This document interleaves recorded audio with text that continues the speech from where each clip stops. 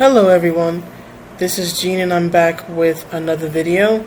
Now I know this is going back to the old format. It's not going to be for a very long time. This is just for tonight because it's late and I can't find my phone right now. My phone is the only thing in this house that has a decent camera. And I can't find it right now. And even if I could, it wouldn't matter because the dang thing didn't have a lot of battery power left. See, this is what happens when you've been running around all day. You misplace your phone, which is the only thing you can record your face with and not look too bad. But first of all, I'd like to thank everybody so much for the positive reception to the face cam videos. I will admit, I was a bit nervous to do it. After I reconsidered the request to do it. I think it was by It's Ricky Games or something like that. It's in the comments somewhere. I apologize if I'm getting your name wrong. After I reconsidered it, I decided I was going to go through with it, but I will admit, I was a bit nervous, right? So I'm very thankful and happy that you guys are actually that you really seem to like the face cams. But I think what I'm going to do is that depending on the type of video I make, I think I'm going to sort of switch between the two styles. Something where maybe it's a bit more of an off-the-cuff rant and I don't have to show a lot of pictures. I'll use the face cam style for, and then ones where I can't find my phone or where, let's say, like I'm doing a comic review or something where I need visuals or I feel visuals would better represent and accentuate what I'm trying to say. I'll use this style. Okay, so there is that. And so again, thank you all so much. And I hope that whether you've been subscribed from the beginning or you've been subscribed recently, that you continue to find the videos to your liking. Right, so what I wanted to discuss tonight was actually something that came to me while I was watching a Young Rippa 59 video. I was just watching one of his videos a few minutes ago, and he has this video about SJWs and the female figure in comic books and how they always, wig out and go crazy about it. And I've done similar videos about that, but I wanted to approach it from a different angle this time. And so there's a point in the video, fairly early in the video, where Rippa starts talking about how men respond differently to these images than these, I'll just say feminists, because it's not all women, right? It's not all women, it's mainly fourth wave SJW feminist types. But how they respond to the images of idealized hyperfeminine women as opposed to the way men respond to the images of these hypermasculine, supermuscular males. And what he was highlighting was the fact that men typically don't get triggered over the depiction of the idealized hypermasculine male, right? They don't get triggered over, say, Superman, whereas these feminist female types, again, of the fourth wave, I want to be clear, because not every feminist feels this way either, but it's these, hyper-reactive types that get offended over the very hyper-feminine designs, right? Especially if the design is very busty, right? If you've ever seen, or if you follow Yellow Flash's videos, he does a lot of videos on this, how some Western SJW is trying to pressure a Japanese artist or a Japanese company to tone down the chesticles, I guess you could call them, of certain female anime characters. And Japan's response is usually, yeah, we don't care what you think. But again, this is fairly common among these very hyper-reactive no fun feminist types, which can be male or female, but are typically female, that they seem to be, I guess you could say, intimidated by the hyperfeminine form. And that was actually what I came to. And here's the sort of realization that I had, at least at the moment. It could change, but it seems to me that men, right, especially men who read comic books or men who follow anime and whatnot, I think that guys, and men in the comments, please let me know if I'm on base here, but it seems to me that men in the comments are more inspired by these hypermasculine depictions of men in comic books, right? It's something that inspires them. It makes them want to work, makes them want to grow. And although I'm talking about comic books, this is also true in anime, right? For example, there's a lot of people who I knew back when I was in college, right? If they were gym goers, and I knew a few. I mean, we were a bunch of nerds, but there were one or two who went to the gym regularly. They would usually have a shirt that said something to the effect of like training to beat Goku or training to beat Vegeta.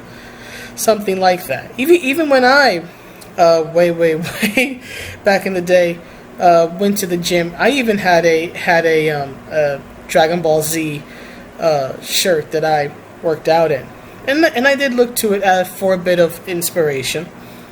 So there was that, and you can even look at certain exercise YouTubers, in particular Jack's Blade. He's been very open about his admiration of Goku and how he wanted to train like Goku, and how that desire to be better, how the example of Goku and his training inspired him to be better and to better himself through exercise. So I think that with men, with men who are invested in these comic book characters and with these anime characters and whatnot, that seeing these strong, powerful male figures, it makes them, I think it inspires them. It makes them feel good about themselves and makes them want to work. I could be this one day if I put the work in. Right now, of course, not every single person, goes to the point of working out, hitting the gym all the time, but I think a lot of comic nerds had that point in their lives when they were trying to sort of chase that idealized image of the male figure. Right? I could be wrong, but I think most, maybe when they were younger, in their teens or 20s, had that. So there's that. But I think in general, men are inspired by seeing other guys be successful. And I think that, at least in some men, it inspires them to improve, right? Maybe they don't go on to win Mr. Olympia, but maybe they go on to start eating healthier. Maybe they go on to exercise a little bit more. Maybe they go on to make more time for their families, or whatever it is, right? It inspires them to do better, is what I'm trying to say here. And I think that with these feminists, these fourth wave feminist women, I think that the hyperfeminine image actually offends them. And I think it offends them for two reasons. One, I think that whether or not they realize it, they view this image as a threat. Right? They view it as an ideal that they could never attain. Right? Not seeming to realize that unless you decide to become like the female Miss Olympia, yeah, most people aren't going to reach that. It's an ideal. It's not meant to be achievable by the majority of people. That's the point. But anyway, I think they view it as something they have to tear down as opposed to look up to, because I think honestly it offends them and it scares them. It's like, I could never be that. I could work all of my life and I could never get to that. So instead of using it to upbuild themselves, because I think that whether they realize it or not, they don't want to work. They don't want to have to earn things. That is something that I have noticed a lot when it comes to these fourth wave feminist SJW types. They don't want to have to earn something, whether it's a person's love, respect, admiration, whether it's their sexual or romantic interest or attention. They don't want to have to earn it. They don't want to have to fit some sort of standard or ideal. And I think that's why they're working so hard to tear these things down. I think that they want to believe that they shouldn't have to aspire to anything better.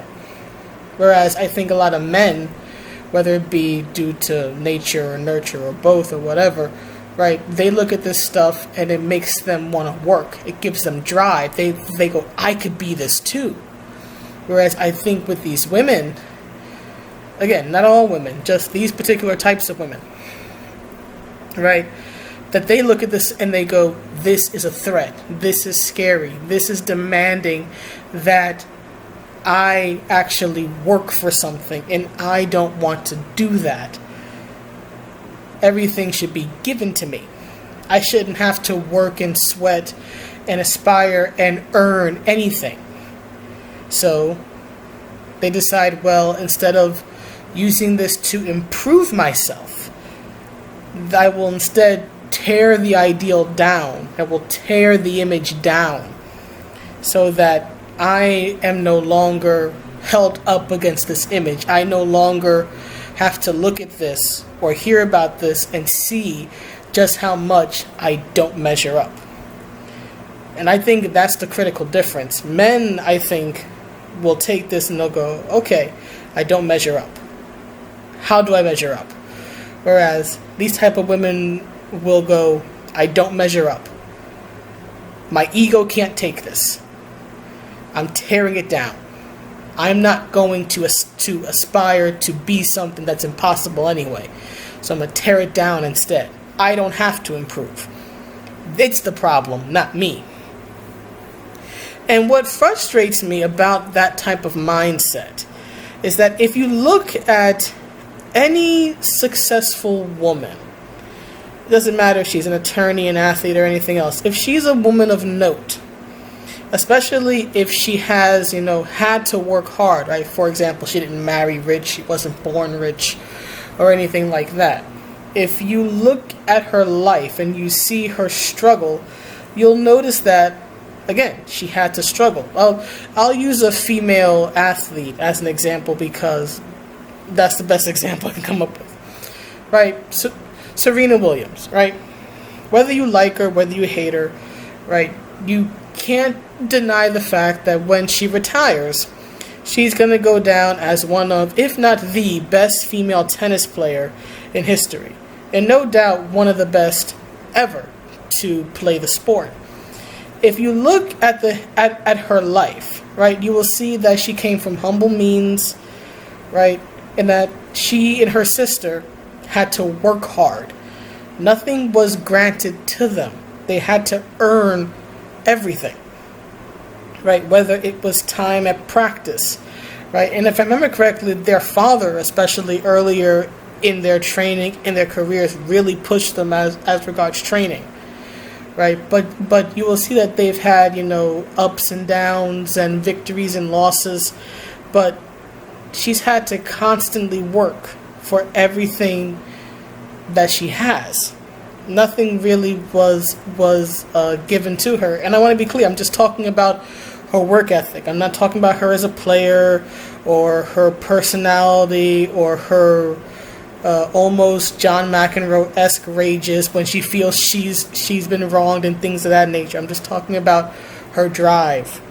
The woman has an incredible drive. You can even look at other women like, say, Oprah. It doesn't matter what you think of her. You cannot deny the fact that the woman has worked hard to be where she is. It took her a lifetime. It took her decades to become a billionaire. It wasn't given to her. She comes from a very, very rough background. Nothing came easy. right? She can rest easy now because she put in all of that work then. And I think, again, that with these type of women, right, they don't want to have to do what Serena and Oprah and other women of note have done. They don't want to have to work, whether it's to become fit or become rich or anything else. They don't want to have to work for it. They just want it granted. They just want it granted to them by virtue of, I am female, give me this. Life doesn't work that way. Life doesn't work that way in most instances. But they seem to have this. So I think that's why these, and I want to be clear, I'm not saying all women, right? And I think most women who enjoy comics as they are, right, don't have an issue with the depiction of the female form. For the most part, you may have an issue with the way individual characters are depicted, but I don't think most women who truly love comics and video games and anime and whatnot have an issue, principally speaking, with the hyperfeminine designs, which are often utilized in these artistic mediums, right? And so, again, as I've said several times, I think that when it comes to these fourth wave feminist women, they can't stand the idea of having to work to look like a Miss Marvel or a Storm or a Mai Shiranui or a Chun-Li or something. They don't like the idea of having to work for that type of body or even get anything close to it. Whereas I think with a lot of men, they are willing, if they are invested enough, to work for that. Again, you know, training to beat Goku, training to beat Vegeta, right? Seeing them inspires guys, whereas seeing these powerful hyperfeminine women, I think, scares these women, because they know that they just don't have it in them. They don't have what it takes. As old Master Genkai would say, you don't have what it takes! That's enough. So anyway, that's my horrible Genkai impression. I can't do that raspy old lady voice for anything. But that's the video. Let me know what you think. And I will see you around in the next vid. Hopefully with face cam next time, depending on the type of video I'm making. See you around. Have a good night. Bye-bye.